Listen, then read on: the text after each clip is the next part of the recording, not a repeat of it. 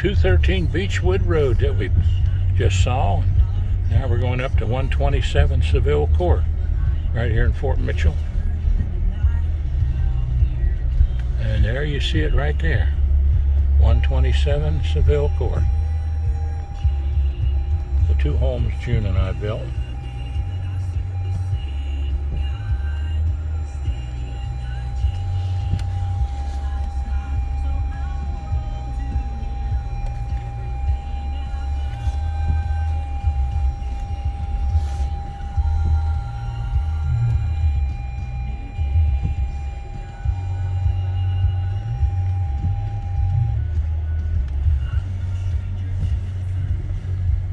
Beautiful places here in Fort Mitchell, Kentucky.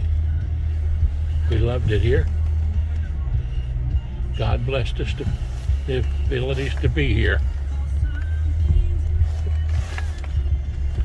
And we love where we are right now, 38 McCullum Pike, Independence, Kentucky. And the other beautiful home we had in 2994 Moffett Road, right between the two roads, Martin and Moffett Roads. Behind the house there, those two houses, is where the 213 Beechwood house, stone house is. This is where Miss Torres lived and tore her house down and built this beautiful multi-million-dollar place.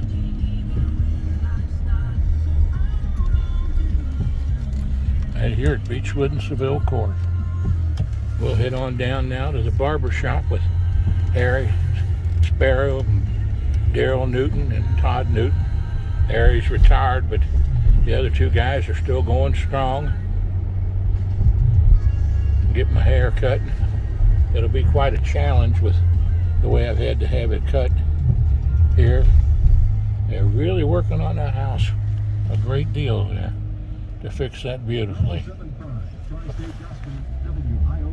Years ago, Andy Bousaw's old home.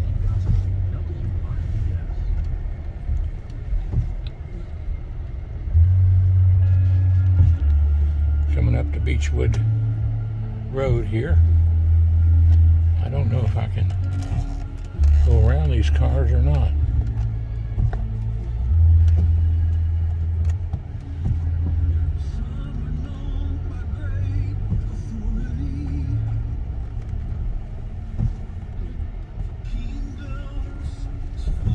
Guess it's okay. Watch what I'm doing here. Beechwood School's just now letting out.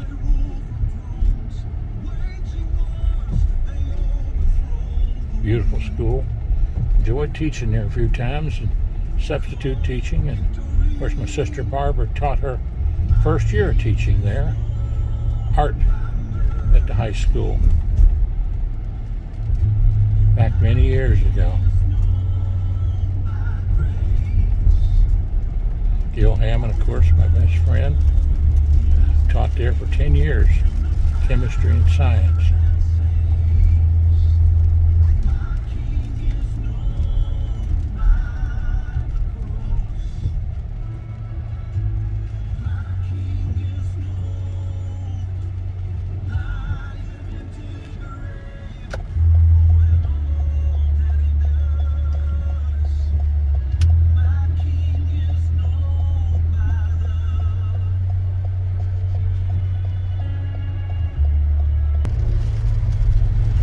By the Highland Cemetery where June and ours bench is waiting for us. There to, when we pass away, to have our plots there where Gerald and Dorothy are too. June and I got our bench there waiting. And very familiar here with Fort Mitchell and all these territories out through here. Right down here is where June and I met. On March the 31st, we got married in 1989, but we met in 1985 right there at the public house, which at that time was Charlie McKeever's. And that was on July the 28th. July the 28th, 1985. The 28th, 1985.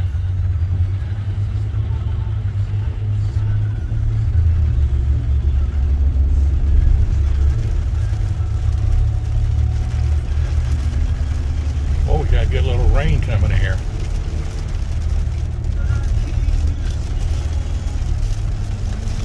Good little rain coming here. Right, smart of a rain coming here. I get drenched when I try to get out of the car here. That might have been Daryl and Todd calling me there to check and see if I'm coming. I had to tell them I got caught in a rainstorm here.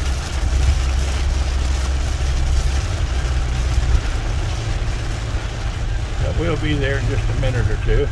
Good Lord willing, and the creek don't rise. Of course, with this much rain, it might rise a little bit, but of course, that's in the real story. That's the Creek Indians, and I don't think they're going to rise up right now.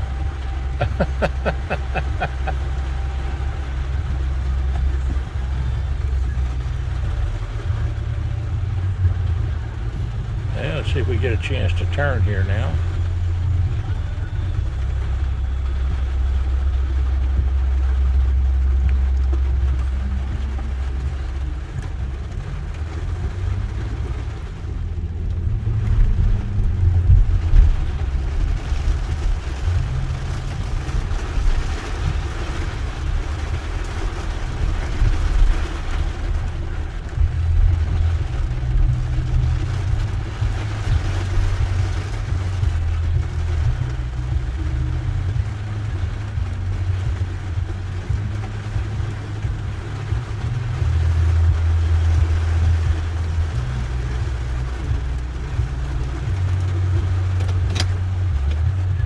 Show. Now, who are we speaking to here? Yeah, David Doms. David's Landscaping Deck. David's Landscaping Deck. Let's put a good shot of that right on there. Now, David, where would he get in touch with you? What number? The number's on the card. Okay, and that's 859-760-3206. 3206. You really got a show? You just got to... No, I got a show. Nice to see you and nice to talk with you. I'll give you a call. Thanks, sir. See ya. See you, Dave. Next time, don't be late.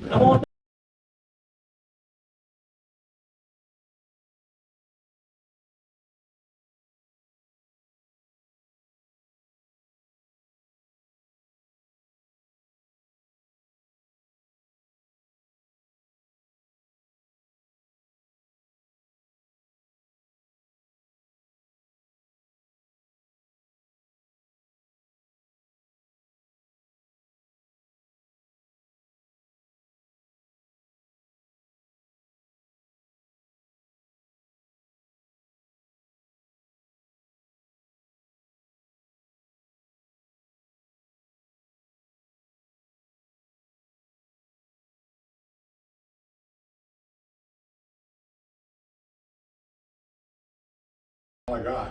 1, 2, and 3. Now, I'm going to do something here special for Larry's brother, Dale, and for his mom and dad, because they were great friends of my Uncle Hugh and Aunt Bingham, Betty Bingham. And that is Bruce and Barry. Bruce and Barry. And I loved all the work he did as an appraiser, and he did an outstanding job. And I just think the world of both of yous, actually. And Well, John, we appreciate gonna that. We sing- think very highly of you. I'm going to sing a little song for you here.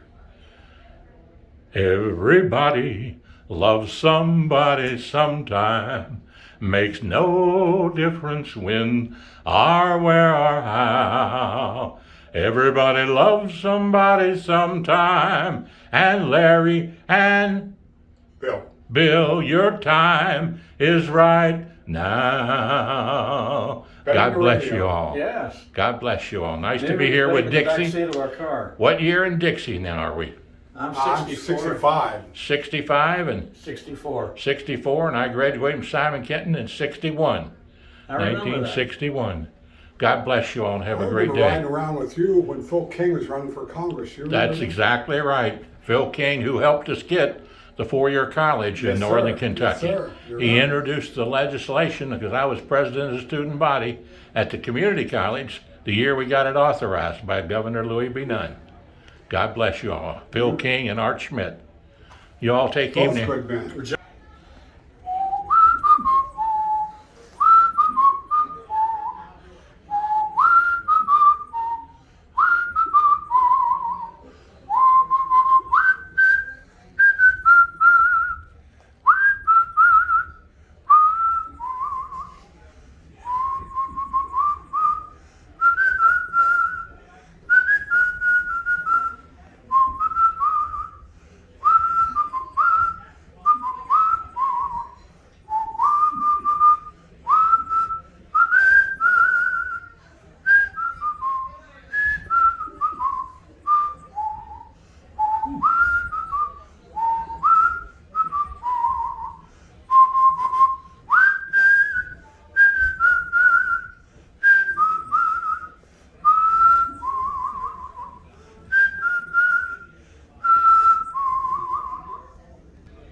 Travels with John Stephenson, 859-750-0000.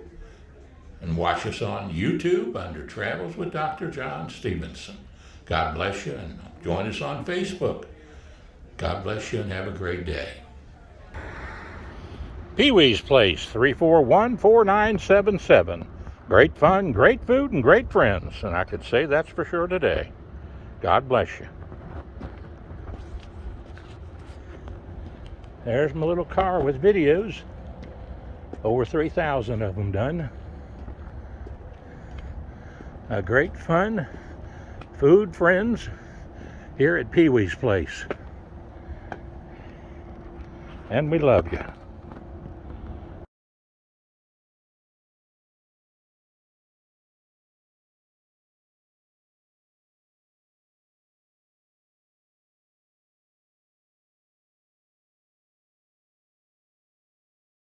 If anybody will be quiet. Oh, I'll get them quiet.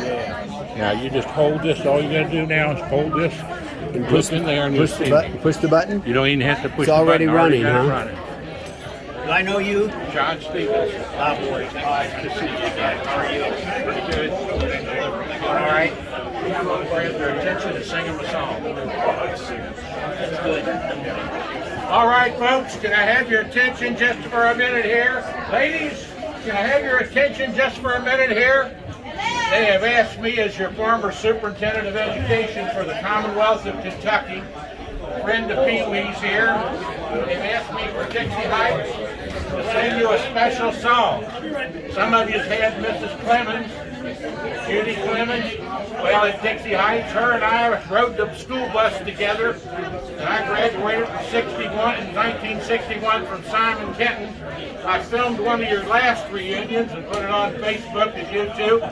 So they caught me coming out of the Kiwanis here, and I'm going to sing my old Kentucky home for you. And it goes down something like this. And this is special for Dixie Heights High School, for Dave Abdelkirk and Judy Clemens. God bless you.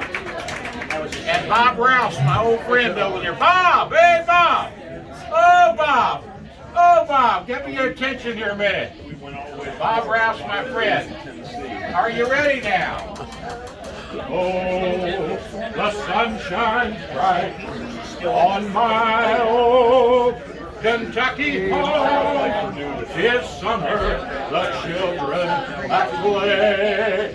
The corn tops ripe and the meadows are in bloom, and the birds make music all the day. Weep no more, my ladies, oh weep no more today. We will sing one song for my old Kentucky home, for my old Kentucky home, far away.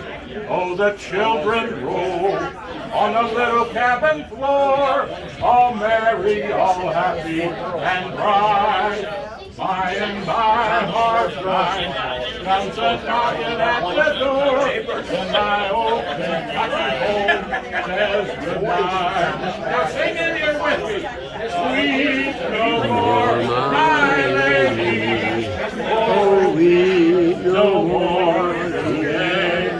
We will sing one song for my old Kentucky home, For my old Kentucky home, far away. God bless all the graduates from Dixie High School. Praise the Lord and pass the ammunition and Bible principles. Thank you, Bob Rouse, for gathering them all up here today. Welcome to Travels with the Stephensons. All right, brother. We did okay, Oh, didn't you we? did all right. Yeah, you got a booming voice there, brother. That's good. God bless you. God bless you too, brother. Have a good We day. might just be flying away here pretty soon. I'm thinking these communists, well, coming in from Russia. I think there's a scripture that talks about a rush coming down from the north. Well, maybe that's Gog and Magog, and then there's the kings of the east. That sounds like a China to me. That's And I think they're beginning to squeeze. They got Iran. They're in there with those monsters.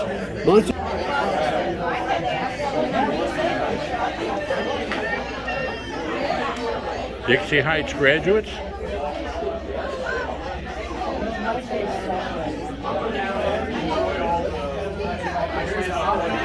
Hello.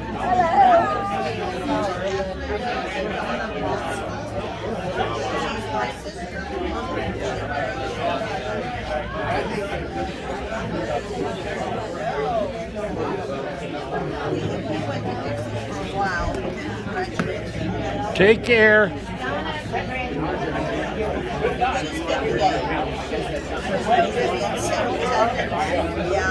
Have a nice day. What? You went to Simon Kenton? Yeah. Do you know this fella over here with a hat on? He was a Simon Kenton guy. Oh, is that right? Jerry Soden. I don't think I do know. You What, know him? That's Jerry. what year did he graduate? Oh, Jerry. What year did you graduate? 65. You was with my sister Judy Stephenson. Remember Judy? That's my little sister. She's still alive and kicking. Yeah. We graduated from Simon Kenton. I graduated in 1961. 61. Yeah. God bless you. I thought maybe you'd know him. I knew he Yeah. was a Simon Kenton guy. So. Well, God bless you. You take care now. All right. Nice song. Yeah. Thank you.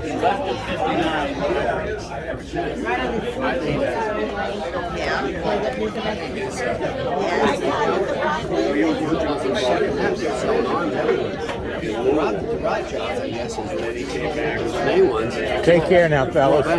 See you later. Okay, John. Hang in there. All right, you hang in there too, brother.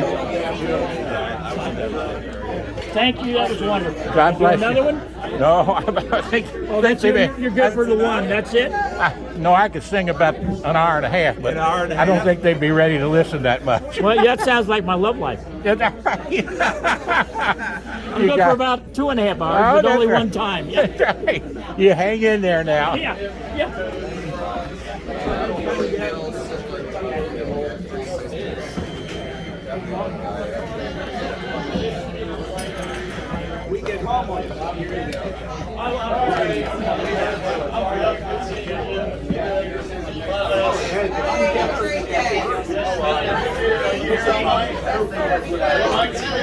Sounds good.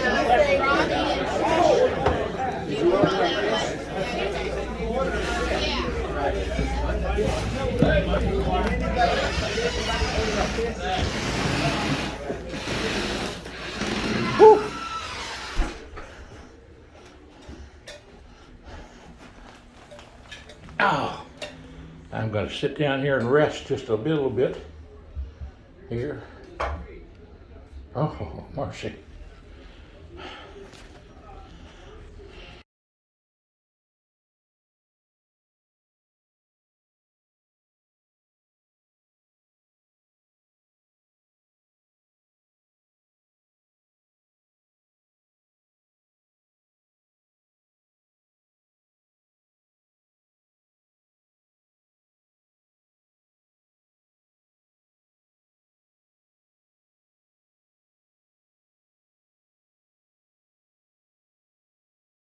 The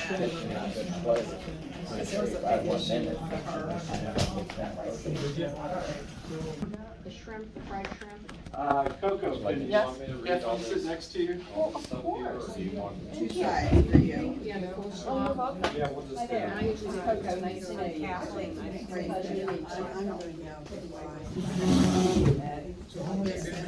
But not a squirrel, not a possum. It's a raccoon. And your side item? Watching Judge Judy. He cared to send that to you. He does a nice job. New people here, so why don't we just all go around and introduce ourselves? We'll start. I'm John Middleton. I'm past president of Covington Optimist. I'm circuit court clerk in Kenton County. I'm Dan Humphrey. Welcome, everybody. It's good to see some new people here today. And what do you do, Dan? I do nothing. I'm retired from UC. My last day of teaching was February the 27th. What? Say hallelujah. Oh my gosh. Hallelujah. They let you do that. They let you do that. Did you get permission? I taught a course called Intelligent Systems Theory. Basically, it's a robotics class. So I'm a robot, actually. I'm Mike Atwood. I'm a retired minister. I also worked at Durrell Bag, which became Nova X later on. Was there 43 years. Whoa. Did you get a gold watch? No, but I got a card, $500 gift card, and a few other things. Okay, well that's pretty good. Jerry? Jerry Mosier, the secretary treasurer, the Optimist Club, and have been for years. And I'm retired from Columbia Federal Savings and Loan with 40 years there. 40 years. Yeah. And you're the oldest surviving member of the Covington Optimist Club. Yeah. He's the aficionado, and I call senior member. I'm not talking about your age, I'm talking about, Experience. you're the boss. Experience. And he's got the money. He's got Yeah. the money, too. And he tells me that I'm expensive. You laugh, don't you? I'm the other Jerry Mosier. Oh, well, there was an echo in it. Yeah. Jerry the younger. Yeah, something like You're the that. son of And Jerry. I'm a retired postal employee. And I get to drive around. All right. I'm Joyce Rubel. I'm a guest, but I was born and raised in Hammond, Indiana. And I lived in Newcastle, Indiana when we got married, and we have been in Kentucky for 12 years after my husband retired. All right. And how long have you been married? 58 years. A long time. Awesome. Yeah. Yes. I'm Joyce's husband. Yeah. Enough said, right? Enough said. He's from Pennsylvania originally, though. Huh? Yeah, originally from Pennsylvania. I'm a retired chiropractor, about 44 years. And we moved down here, like you said, 12 years ago. Awesome. And so now I'm working part-time with Lindemans Funeral Home. Oh, wonderful. And I enjoy that. Yeah. You know, they're really a nice family, Yes. as you know. Yeah. And so that's it. I don't know, you've been a member of the Optimist Yeah, I Club. was Oh, a member of the yeah. Optimist He's Club a for- card carrying lifetime member. Yeah. Yeah. All And right. I moved to the town. A guy invited me the same month that I moved in, and I joined. And I was a member of the Optimist Club for 44 years and practiced 44 years. Yes. Yes. And you've always been a friend of the youth. Well, was actually a friend of the boy when I started, Okay. and then it changed to friend of the youth. But it's a wonderful organization. I really enjoyed it. We had in our town, we had 3 different Optimist groups: breakfast, noon, and evening. Wow.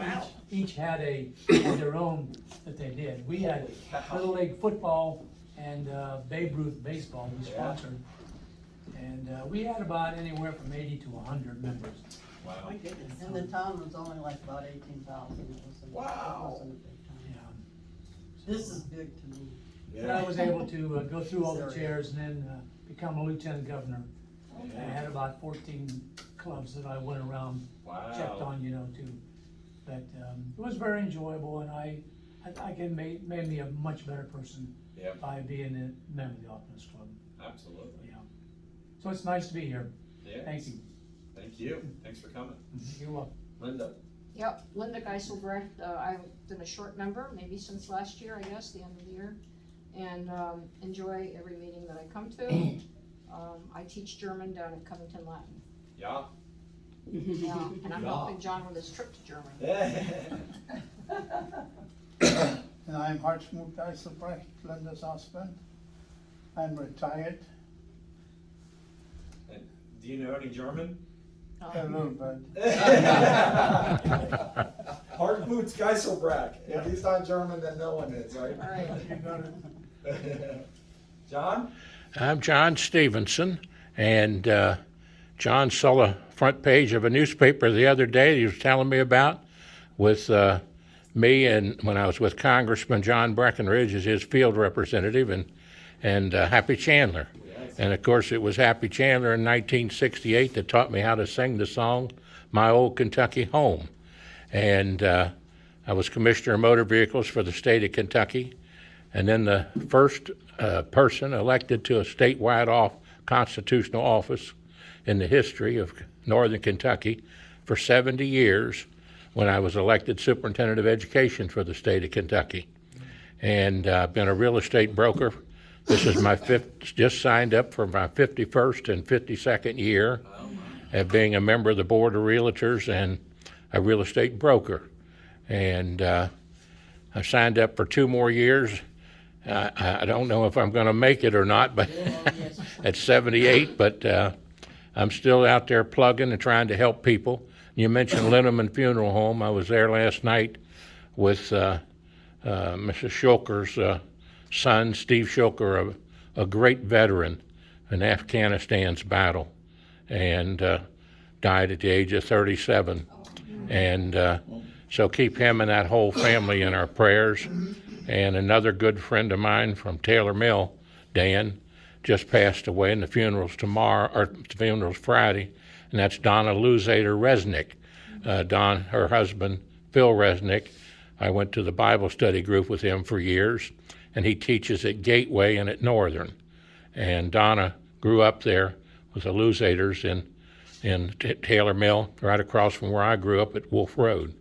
So a lot of times when we pass away, we leave a lot of memories. I like what this said up here on the sign, though, today, which I filmed. Don't dwell in the past. Don't count on the future. Live today for God. Thank you, John. Live today for God. Nice to be with you today. And nice to film it from a television show. Are you ready? Are you ready for the Lord? I'm Ed Cooper, Club VP, and if you're old enough to remember Cooper Furniture and Appliance down in Covington, that's my family. Oh, wonderful. Retired Army, and Linda, I might have to get with you to try to track some of my family roots, because apparently my grandpa Cooper was actually descended from Renzen Coopers, and we've had trouble tracking that down. I'm Coco James. I'm a real estate agent with RE/MAX, and I'm delighted to be here. She's one of the best in Northern Kentucky, too. Yeah. And she's a new member also. Yes. Welcome. Coop brought her in. Yes. Sponsor you.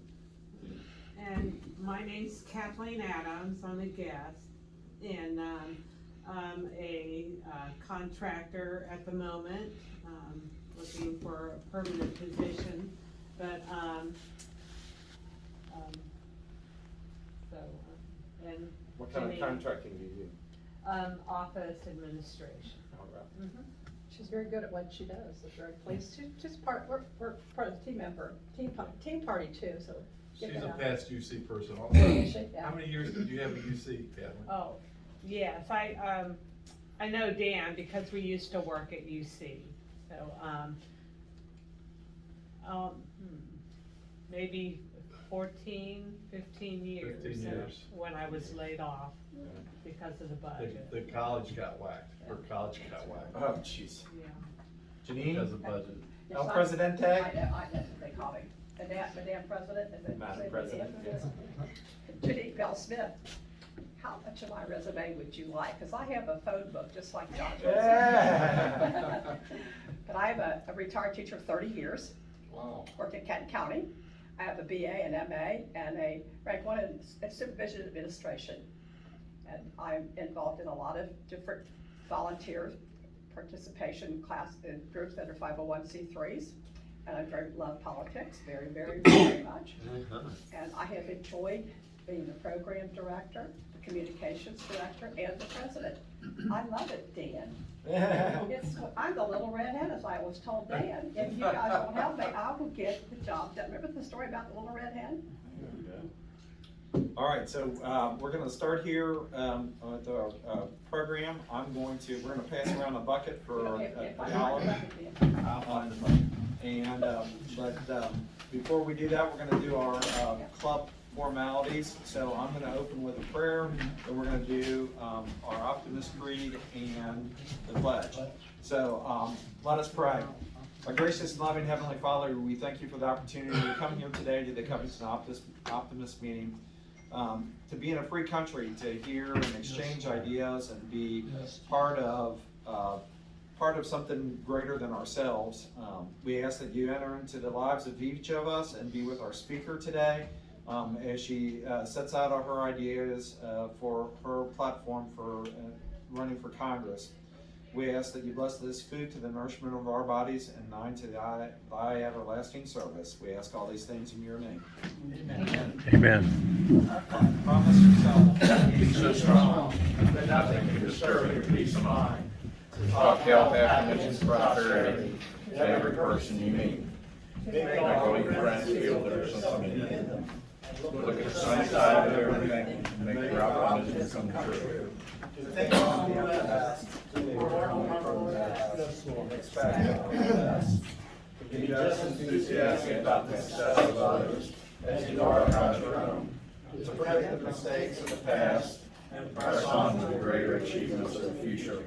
Wear a cheerful countenance at all times. Give every change a smile.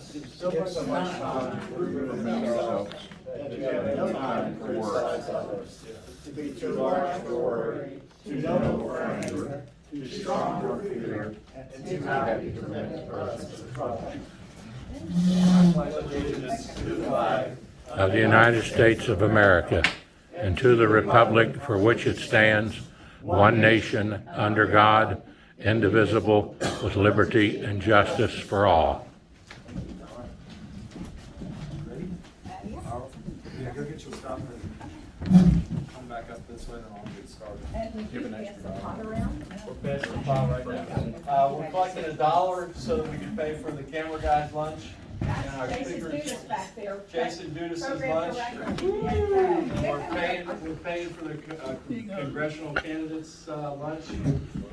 So, We really didn't introduce Jason Dudas because Oh, we yeah, are here. how did we Because miss him? that's why we're all about what we're doing, because we have TBNK. Jason Dudas is the program director. Well, why don't you let him introduce himself? Well, go ahead. Jason. He's special. Cut this part out. Okay. I'm Jason Dudas, Program Director at TBNK. We have 6 channels on 2 cable systems in Kenton County. We have government channels, local sports coverage, devotion channel for local churches, public channels for all kinds of other stuff, educational channel, all kinds of good stuff. We do all kinds of local government coverage, city councils, city commissions, the county offices, and we also cover high school sports, work with Thomas More College quite a bit on a variety of things, not just sports, but also with the theater department. And we maintain a facility in Covington for folks like yourselves to come down and produce programming, and we partner with groups like the Optimist Club. So there you go. All right. Fantastic. And he does a beautiful job. Awesome. All right, welcome everyone to the Covington Optimist Club. My name is John Middleton. I'm past president of Optimist Club. I'm going to be your MC for today. Optimist meets here at Pee Wee's in Crescent Springs at 2325 Anderson Road in Crescent Springs. We meet every Wednesday at 12 noon. There is no cost to attend our programs. The only cost would be if you decide to join our club, or if you order lunch from Pee Wee's, which is always delicious. So we invite you to join us every Wednesday. This is part of our candidate speaker series that we do every year in both the primary and general elections. And so this is one of my favorite times of the year because we get to hear from the different candidates that affect our office and our pocketbooks. So it's great that you're here to hear our speakers today, our speaker today. For TBNK viewers, today is Wednesday, March 23rd, 2022. For those in the audience, our speaker series is taped and rebroadcast on Spectrum Channel 203 and Cincinnati Bell Channel 815, typically on Thursday evenings at 8 p.m. And it's also posted on the TBNK on-demand site and on the Optimist Facebook page. So for today, we have invited the speakers in the Republican primary for the 4th Kentucky Congressional District. And today we invited all of the challengers. Unfortunately, George Washington and Claire Worth could not be here today, but we are very pleased to be able to have Alyssa McDowell with us. She is going to speak for about 10 minutes. We're going to take a break for our delicious lunch, and then we're going to come back with questions for Alyssa. So please join me in welcoming Alyssa McDowell.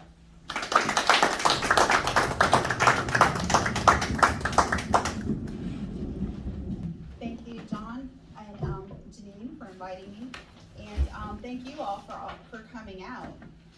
This is kind of a rainy day, but thanks for coming out. I would like to start with I brought a few little surprises here. Sorry for the cumbersome, but part of the presentation. But I just wanted to, I like that we opened with prayer, and I just wanted to remember that hope is an anchor for our soul. So I just wanted to keep that in mind as we keep our country in mind. And also I wanted to go ahead and pass around some of these for everyone. Okay, so I am basically a transplant from Florida, which is why I brought this. This is kind of going to start out my presentation. So I go to the Bridge Church in Alexandria, and our pastor had a very good presentation about our house. And I thought it was pretty apropos when we think about not just our house, but our home country of America. And he had brought up the part about it's important to have a strong foundation. But if you have water dripping into the window, you guys can see the window where it's dripping in, it's a slow drip, and we can get through it. But what happens if that drip is not fixed? Eventually, everything starts to kind of corrode, and even the foundation becomes ruined. So it's really important that we go and see what those drips are. And one of the drips, I think everyone would agree, is just the scourge of socialism. The scepter of socialism is just kind of dripping into our country and into the world with what's going on right now with Ukraine and Russia, and China. So those are all things that we need to take into account. But I wanted to kind of open up a little bit with a little bit of a joke. So there was the question is, what does a congresswoman, the homeless congresswoman, where does she, or actually I'm just kidding about that. where does a homeless capitalist find a home? Where would a homeless capitalist live? In a tax shelter. So speaking of tax shelters, I came up with a very good plan and the reason I could say this very good because Ron Paul, when he was running for president, he actually said that my plan was very good. What it was is that part of the tax shelter, a lot of things that we don't keep in mind is that when there's needs out in the community, and I think our community, just being part of individualism, we need to just do some more hands-on acts to the community, but what ends up happening is that we give our money to the government, and the government then takes care of this problem. But a lot of times those problems are heart issues. So, and additionally, if you think about the overhead that goes into the into any kind of care you want to give, should it be education, should it be homelessness, as I brought up. What happens is there's such a huge overhead that even if you were to look it up, 2% or maybe 20% if it's really successful will go towards that problem. So what my tax plan is for individuals who decide to get involved in these different areas that need, and of course these would be checked off, but the individuals that get involved in these needs would be able to take not just a tax shelter, but also take the money that they put into it, including their time, as part of the bottom line coming off. And what that will do is help to bring more money into our economy because so much overhead has been lost. And additionally, I would say, and I think we could all just observe when we do our hands-on ministry, that those people are helped. How much more are they helped when we do our hands-on with them versus having the government just arbitrarily do it? And what you'll see is a lot less recidivism coming back because it's a heart connection. So, and I also, in this, I wanted to bring up a point about our foundations. So, America is free for a reason, and it's because of our Christian roots. And what's not being taught in our education system today is the fact that we are a Christian nation, that all of the nations that settled here, including Spain and France and England and the Dutch, all the New Amsterdam and the Dutch, so everyone that settled here were coming from a Christian nation as just outliers of the fallen Roman Republic, which was also Christian. So our Christian roots don't just go back to the beginning of our country, but the very foundation of our country was the Christian roots. So we have to remember our foundation. We have to remember the rock that we sit on. We are a city on a hill, so to speak. And this is, we just have to go back to our foundations. But remember that drip, drip, drip that I mentioned. Well, the drip, drip, drip came in through atheist Marxism that dripped in through the window, and it got into our education system. So along with a friend of mine, I don't know if she wants her name mentioned right now, but we got together and we proposed an education bill for, it would be it could be a state or federal, but it's basically the idea of going back through and putting in those historical foundations that our country was founded on. If you think about the colleges, the very first college was it was Harvard, but it was founded in Brown University, in Princeton, all founded as seminaries. Boy, how far have we come from that? Quite a difference. So, and so another thing I wanted to bring about is, so not only are we a Christian nation, but we are supposed to be a city on a hill, but also we are supposed to disciple other nations, as it says in the Bible. So we're supposed, so it's not just ourselves, but it's the other nations that we also need to, reach out and lend a hand. Because again, those are still, if you think about it, all family. Because when we left Europe, those were all same DNA. And so, and speaking of DNA, I actually am a descendant of Native Americans. So a lot of times, like there's, and maybe some of you are too. I mean, there's so many, but there's a whole, worrisome thing about going back to the Native Americans. So just know that a vote for me would also be a little bit of a vote for Native Americans, because I do have that. So, but on that note, I think it's important also that we reach out to add more to our numbers. So in many ways, there are conservative groups among the European Americans, the Black Americans, the Indian, the Native Americans, the Latino Americans, are all, if you go back and study, are basically family oriented and have really strong conservative roots. But what we failed to do, as the Democrats have kind of capitalized on, using that in a negative term, in a different negative sense, is they capitalized on bringing these groups as a huge voter block. And it's interesting because when you go to talk to these families, it's a matter of, if you talk to them, everyone really does have these conservative values. So it's just a matter of just reaching a hand out and pulling them in. So I would just wanted to work into reaching out to all these communities. And another thing that we want to do is think about, we want to level up. So all of us are getting involved in the political process. I'm running for office right now, but if we're thinking about just stopping that drip, let's think about like what else could we possibly do.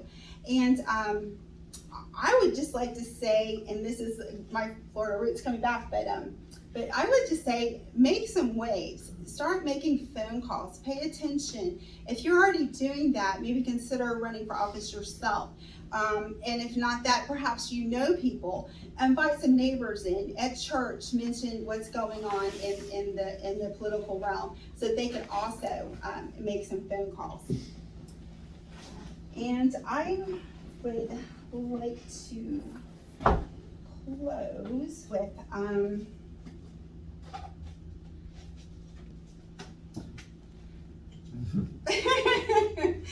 gotta get glasses. Okay, so I just want to close with Abraham Lincoln's Gettysburg, just a few lines from it. The Battle of Gettysburg and Vicksburg were turning points for the Union because of the Civil War. The Union caused the Civil War. But in the beginning, this is how he opened up. 77 years ago, our fathers brought forth on this continent a new nation conceived in liberty and dedicated to the proposition that all men are created equal. So with that note, just remember that we need to multiply our human potential, not human potential, but our human capital, because each person has been created equal and has a mind and has unique abilities that you're never going to find again. So just whenever you look at a person, I'm just running from my retired pastor now, that every person that you look at that you'll see a little spark of God. And that's the person that you want to reach up and help them to develop their potential, because why? That's a gift for us, for all of us. So just reach out and level up.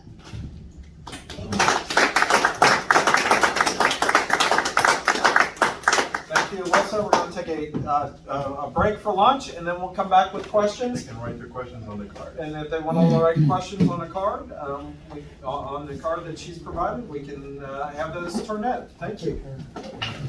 Sign the card, and after lunch, we'll ask her some questions. We'll have a 10-minute question and answer session. So write your questions down. Milk with tater tots. Cheeseburger and onion rings? No. Oh, Yeah. cheeseburger. Hey, patty milk with tater tots. That's good stuff. Who's got a open face sandwich and coleslaw? This is yours? Good, thank you, sir. How you doing, Coop? I'm doing really good. I like your hat. Well, thank you, sir. What's it like? It's got a little Irish in the boy. We do have a little English. An Optimist, our candidate speaker series. And I failed to mention before that we've invited our incumbent Congressman Thomas Massey to come on another day to come speak.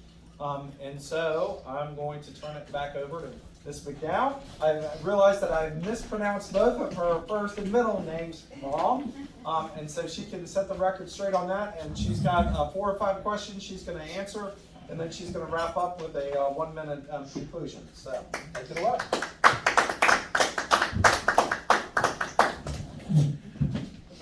I didn't know I had the 1-minute conclusion, but I'll think of something really quick. Okay. So it's Elisa Dara McDowell is my name. So instead of Alyssa, it's Elisa, and then instead of Dara, it's Sarah. So Brian's with Sarah, I used to always say. Okay, so what are your strengths compared to our current Congressman, Thomas Massey? Okay, so this is a really tough question because prior to running for this race, I was a huge fan of our congressman. However, some of that did change when I marched up to the Capitol and listened to President Trump's speech on January 6th. And so I was there with some friends and also a group, basically a Catholic group, Catholics.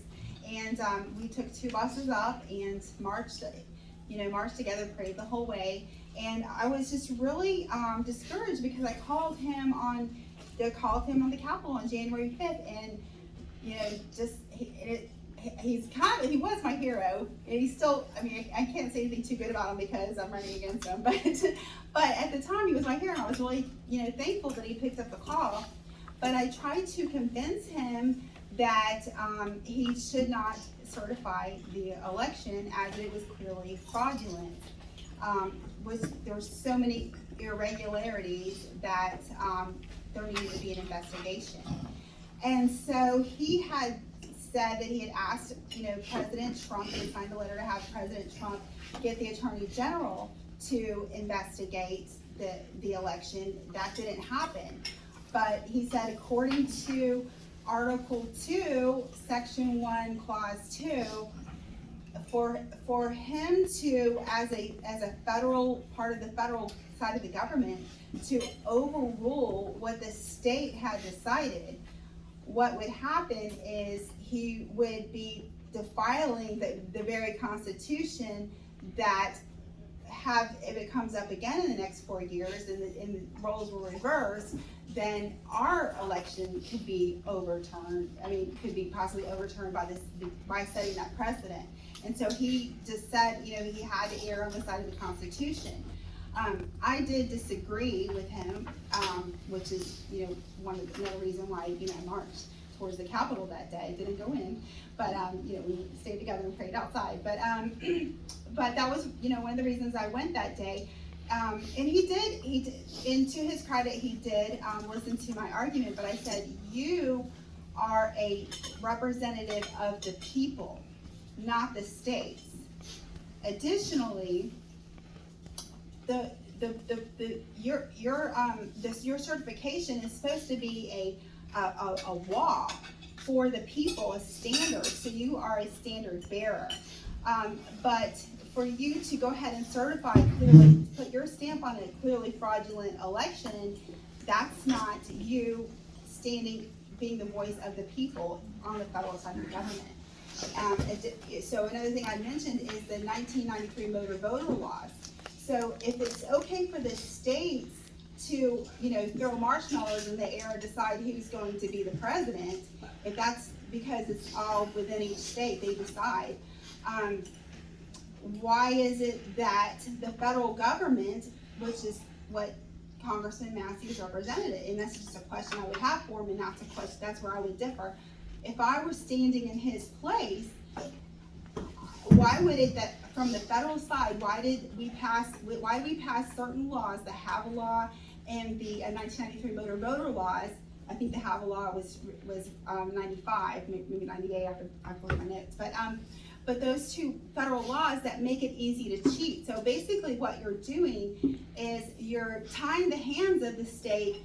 So it's not about throwing marshmallows in the air and deciding who the president is, and it's up to the state to decide if that's legal or not. Instead, what you're doing is you're literally tying the hands of the state representatives.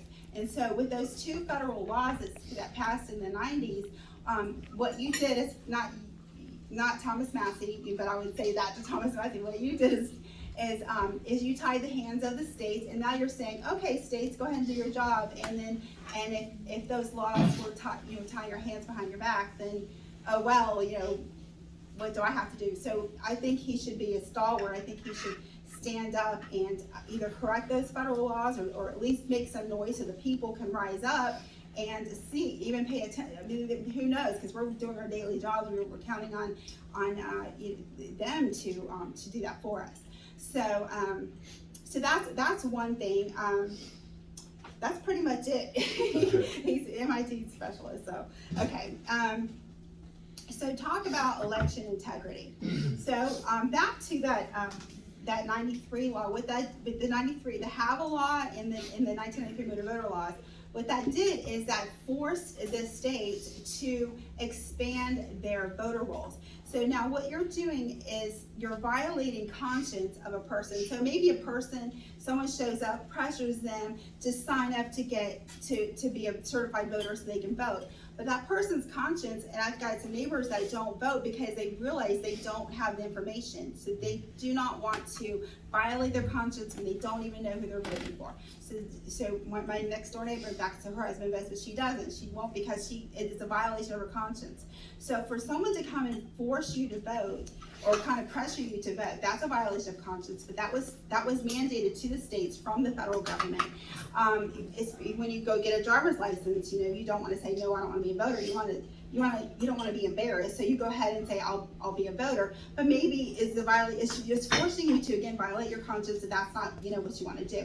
So really, if you're going to vote, you should study and educate yourself, so you don't just. And I'm guilty of it. I used to randomly just pick, because as a new voter, coming out of high school, I'm like, oh, I like that name, So I know what it's like because I wasn't educated, so I'm trying to educate myself now. So I just think that's just one way to just use propaganda, and then also again with the Governor Bevin election, even Governor Bevin stood up and said there's vote harvesting happening, and there's tons of evidence that points to that vote harvesting, especially when you look at the mail-in ballots that come in. I think it was like over 50% or 63% of mail-in ballots over and above what we've ever had before. And what that is that opens, and it makes it so easy for fraud to occur. For one thing, there's no verification. Say I get a ballot in the mail, like someone used to live there before, maybe I set it up where I get several, maybe I have dead voters.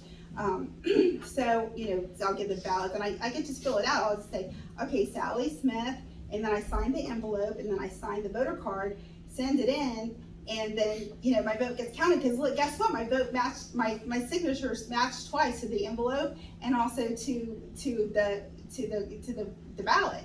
So there I go. Maybe I want to do 10 of those. Maybe I'll change my name to Sean Spencer or something else. So that's basically, there's just no accountability. Additionally, when you go to the county level and you go to the machines, back in 1990, well, it started like in the 90s, late 90s, I think, pretty much. There's some laws passed where the federal government was forcing again the states to have these electronic ballots available. And so what that is open for fraud. Like, so people, you'll hear the rhetoric over and over and over again we're watching this, we're really keeping our eye on that, and everything's fine. But what happens is I take my vote and I put it into the machine, and maybe 1,000 votes got into that machine. And then as a payroll clerk, I would have to open it up and count, make sure 1,000 votes came out. But do I do that? No, I don't. There's millions of these machines all across the whole nation, in each county, in each town, or some are municipal, but they don't get opened up unless there's a court order. So that basically sets it up for fraud. And then these votes used to be hand counted. So if you think about each precinct has maybe 9,000, or not 9,900 votes. So you're just basically counting to 900, and you would have to pile it up into separate sections, or you could count it another way. We have some people check it off while you call it off. But those are all easy ways that you can be accountable. But instead, we have these machines that are wrought. If anyone, you could just one internet search, they're wrought with you could say it was accident, but there's no, you hear the rhetoric, but there's no actual checks on the machine to make sure that they are they're good to go. There's so many different cases against them showing that they're not actually adding up. So we should be able to open the machine and count the 1,000 votes. So I would push that we would have to have go back to hand counting again, because all we're doing is making it easy to steal election in that way. So between the mail-in ballots and the machines are all easy ways to steal the election, no problem. All you hear is rhetoric, but the facts don't add up to the rhetoric.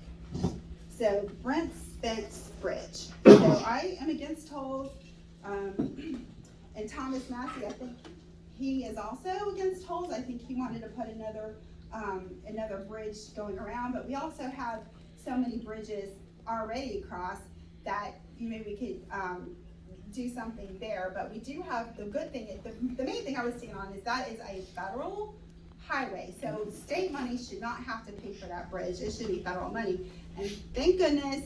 I was just reading yesterday that Mitch McConnell said, I think we had like $5.6 or $568 billion. I have to pull my card out, but I don't know it's time to pull it out. But so to put towards that new bridge. So thankfully it's going to be paid for now. As far as the traffic, I would try to. There was different ideas out there about how to kind of get some, but I would like to see, I ran for mayor in 2012 Covington, and one of the things is when we bypass Covington, we are bypassing a whole area that could receive those people and sell things. People passing through. So that's a huge thing we're missing by not opening up those, other bridges, and same with Newport, just opening those up. So that would be one way to get some traffic in. And another thing, when I ran for mayor of 2012, and for judge executive 2010, the big thing was just to try to get tourism in, because if you think about how beautiful it is on the riverside there, the Ohio River, and it's almost like when I first moved up here from Florida, my husband and he'd say, "Where do you want to go?" I'd say, "I want to go on a river." We used to have the Applebee's on the river, if you guys remember, but that's gone. Why don't we open that up again? That's a good thing for tourism, but it's another thing to bring more money into northern Kentucky. So that so working with the bridges, there's plans out there, and there's more ideas that can still come forth where we can start getting people together. Oh, okay. 1 minute for closing remarks. Okay. So for closing remarks, like I mentioned, I didn't know it was right there. Okay. So my principles are I think it's important that I'm trying to repeat myself again, but that we reach out to other, to local counties and to other areas in the state, and also pay attention to what's happening with the federal government and how we can work together. And additionally, look and see how we could be an example to set, not just for other states, but for other nations. So, and I'll let you go. Thank you.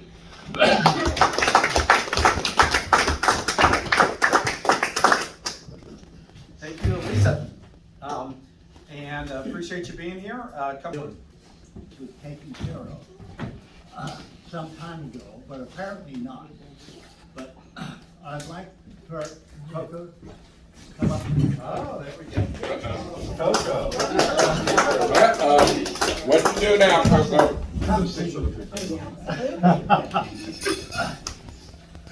This is an induction of a new member. Oh, there we go. And I hereby pledge that I will do my best. I hereby pledge I will do my best To live by the spirit of the Optimist Creed. to live by the spirit of the Optimist Creed. I will give of my time and talents. Will give of my time and talents As generously as possible. as generously as possible In support of my Optimist Club. in support of my Optimist Club. I hereby dedicate myself. I hereby dedicate myself to carrying out the mission of providing hope and possibility. carrying out our mission of providing hope and positive version to bring out the best in kids.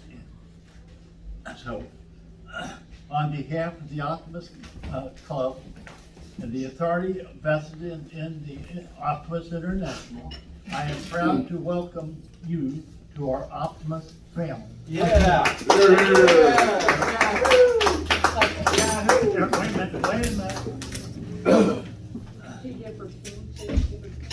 For my card?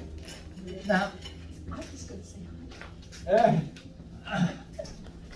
and this is, in here is a prize. Okay. Pen.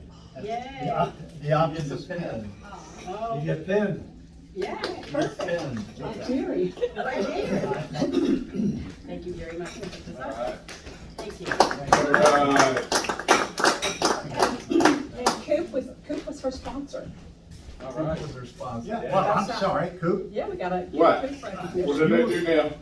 You were the sponsor for, you brought Cocoa to us. Yes. Yeah. John, you wanna hear? Thank you, Mike. Do I get money? Well, maybe later. After the collection. Right, you got it. Yeah, picture card here. You wanna stand over here next to? All right, now stand next to her. I don't wait. Get over here. Okay, thank you. A rose among the thorns. All right, one more. Good picture. All right, good job. All right. Congratulations. Yeah, we'll change Thank this you. one. Thank you.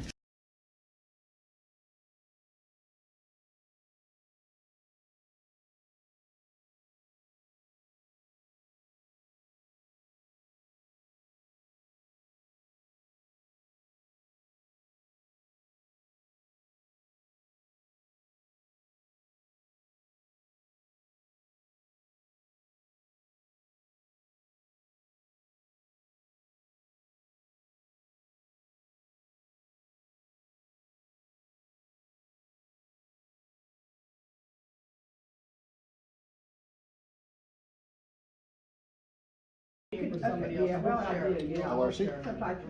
I logged on to LRC and it showed. But this was just this morning. They fixed it. Maybe they fixed it. I Is that- raised is holy that- hell with So them. is that correct?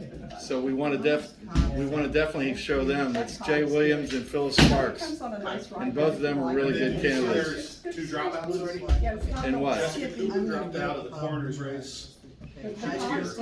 She was the one that said, on that paper that John has there. Oh, yeah, I saw that read. Yeah. So are we gonna have the state senate? That would be a good one. People would be interested in that one. Yeah, but they're not Kent County. Yeah, they are. Phyllis didn't show that. He says he looked at it today. And it Yeah, shows When I it. printed that today, it came from there. It's what So there was- part of Kent County? So I raised the southwest corner. West, no, Southwest it's more than a corner. One of the get-togethers we had, and then Jay was there, I've seen Jay several times, he was there Jay, last night. Jay and I worked together back in the 90s to get databases into the 20th century. You know, politicians didn't use databases, and Jay and I changed that. That's a good thing, we got people that, okay. We were on the cutting edge of databases in the early 1990s. So, That I gave us a got competitive edge as a result. That was a competitive edge. we don't have enough weeks left. We don't have enough weeks Well, left. no. So. I'll try, I'll So work on it though. we've got a boatload of races. We've got so many races that matter. We wanted time to do those. How many people should we get if we get Rand Paul? There's 5 primary Rand Paul. If 5. we ask Rand Paul to come and he comes, we have to ask all Well, 5. we've already invited him. Is he Well, coming? we're waiting to see if we can fit the discussion. If he can't come, we don't do the Senate race. Oh, we're not gonna know, because she told me, because we talked with their schedules, because Linda was a good touch networker on that one. And I talked to her about last week, about an hour on the phone, nice lady from. That's a great one. There's a Democratic primary on that one too. I know. So if we do the Republican, we gotta do the Democrat. Kent, he's got a perfect square. That, I mean, Steve Koenig is your. Adam Koenig. Absolutely. Adam Steve Koenig. Dunn. So Adam Steve Dunn Koenig could is be mine. your new Yeah, representative. exactly. And there's signs for Steve Dunn in my neighborhood. I know, would you like a button for Steve Dunn? 'Cause I have some.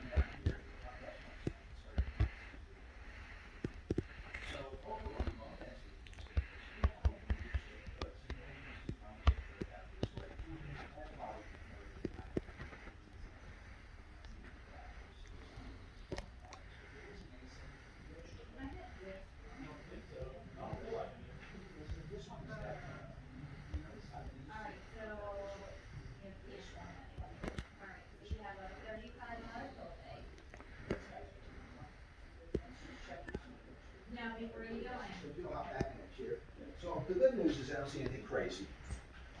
So that's good. Yeah.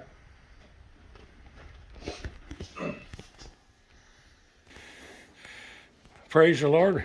Give them the Brooklyn salute. Praise the Lord and pass the ammunition of godly principles for a wonderful veteran, Dr. Charlie Tyrone. Thank you. A good man with a good heart and a vast knowledge in podiatry. Amen. Have a great day. Got to run. Take care. Thank you. Do you need to make another appointment? I suppose so. I take a picture of you? For what? Just a little tiny one. Okay. And can you check my Pippi Longstockings before we get it? Yes. Okay. And I guess make me an appointment for whenever you think I need one. Yeah, I can do that. Do you come back every 10 weeks or 12? Whatever Medicare allows. 10? Okay. Okay. The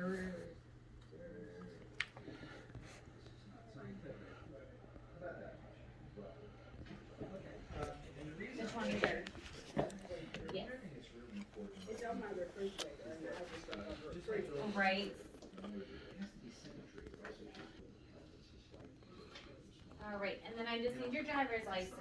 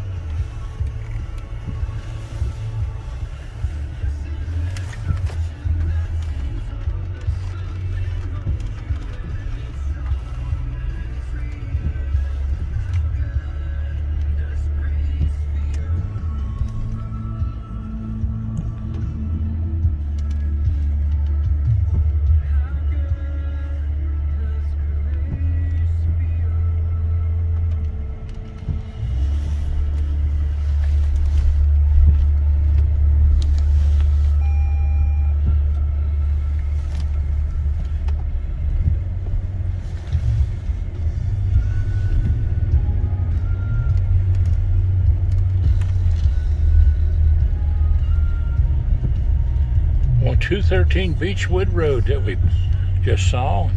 Now we're going up to 127 Seville Court, right here in Fort Mitchell. And there you see it right there, 127 Seville Court. The two homes June and I built.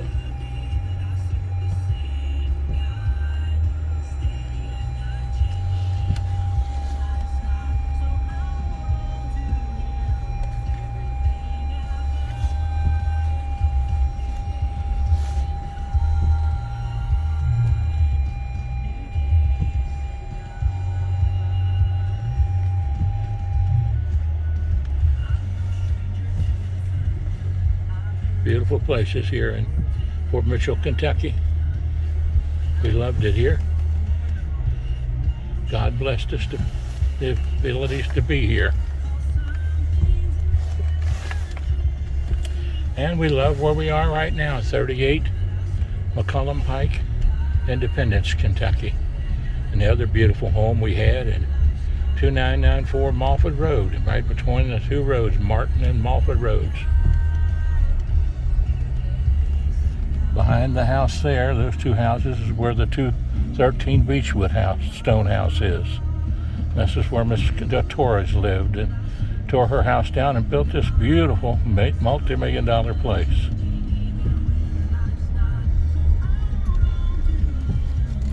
Right here at Beechwood and Seville Court. We'll head on down now to the barber shop with Harry Barrow, Daryl Newton, and Todd Newton. Harry's retired, but the other two guys are still going strong. Get my hair cut. It'll be quite a challenge with the way I've had to have it cut here. They're really working on that house a great deal there to fix that beautifully. Years ago, Andy Boussal's old home.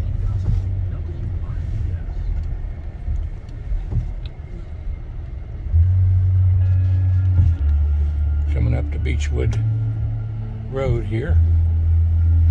I don't know if I can go around these cars or not.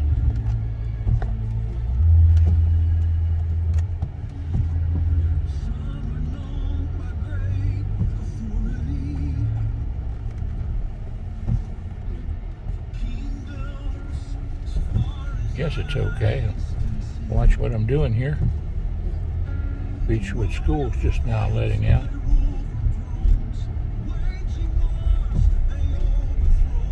Beautiful school.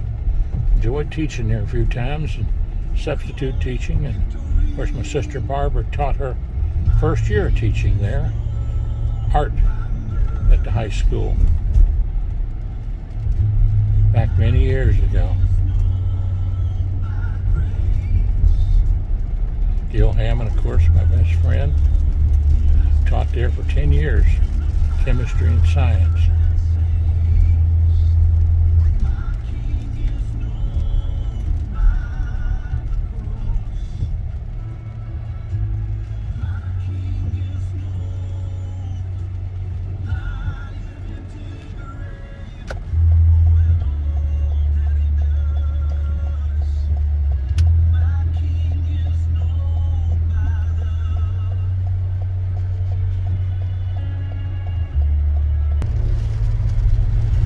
By the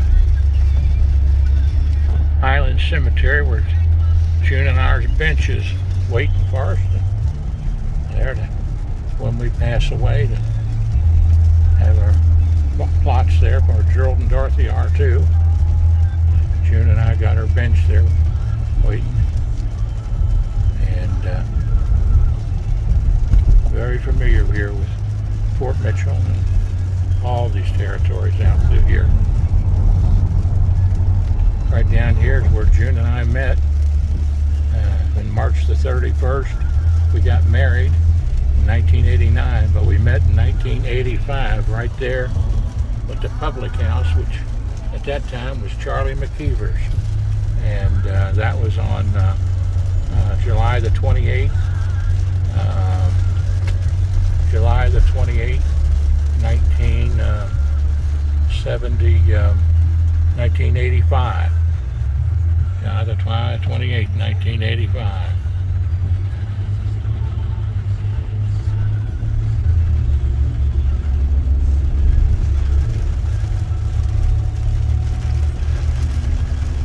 Oh, we got a good little rain coming here.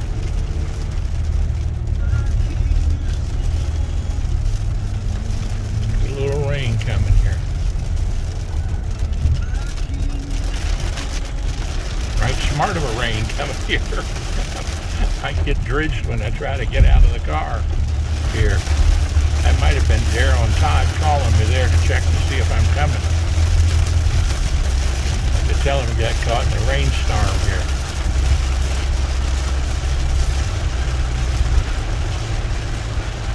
But we'll be there in just a minute or two.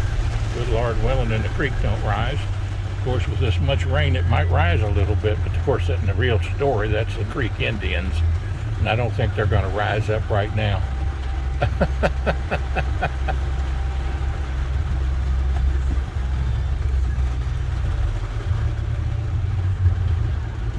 Yeah, let's see if we get a chance to turn here now.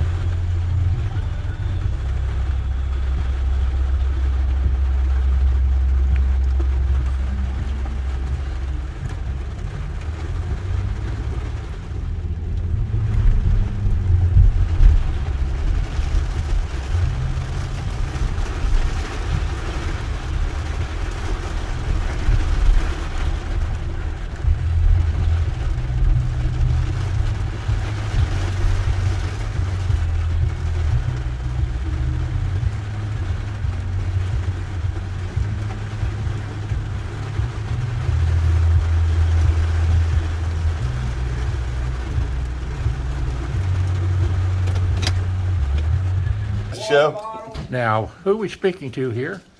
Yeah, David Doms, David's Landscaping Deck. David's Landscaping Deck. Let's put a good shot of that right on there. Now, David, where would he get in touch with you? What number? The number's on the card. Okay, and that's 859-760-3206. 3206.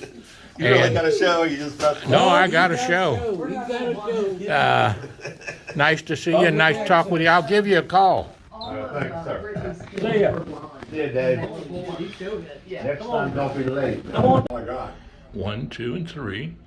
Now, I'm going to do something here special for Larry's brother, Dale, and for his mom and dad, because they were great friends of my Uncle Hugh and Aunt Bingham, Betty Bingham.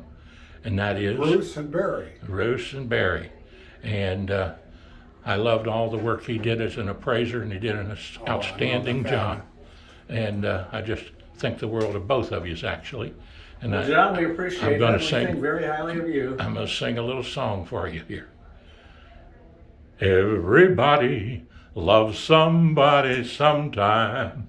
Makes no difference when or where or how.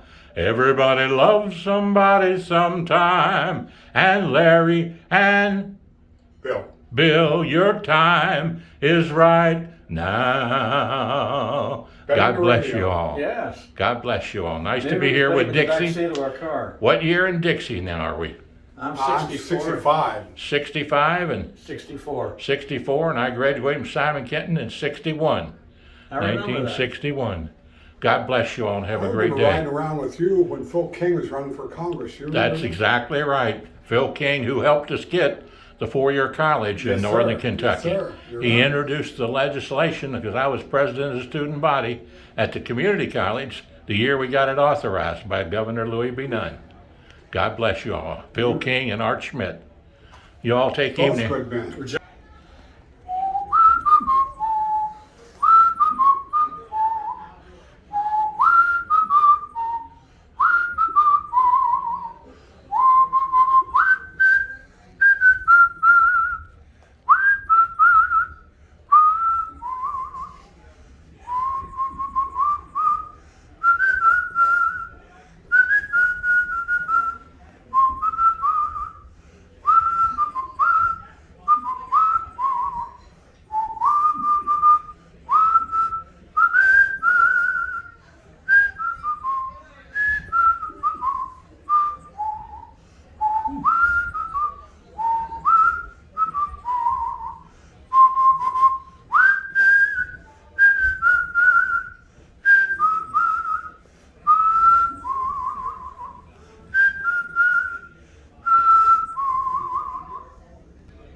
Travels with John Stephenson, 859-750-0000.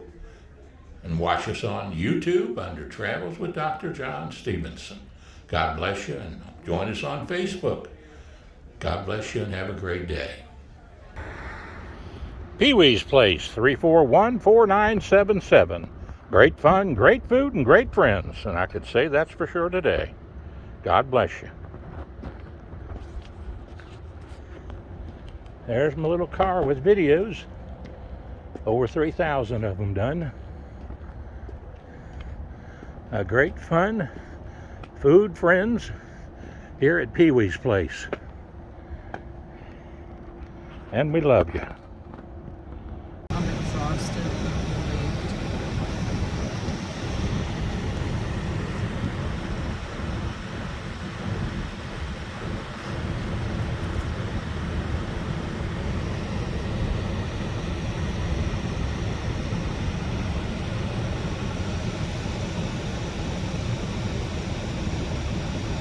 Gentleman out here with his beautiful dog, training him.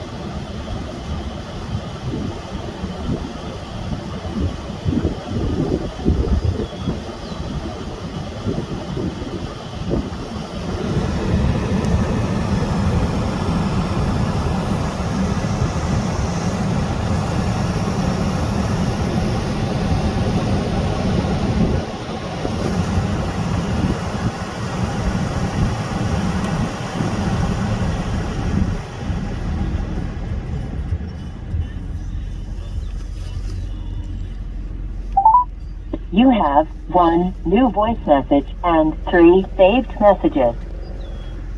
New message. Hey, Miss June, it's Sylvia. I just wanted to give you a little praise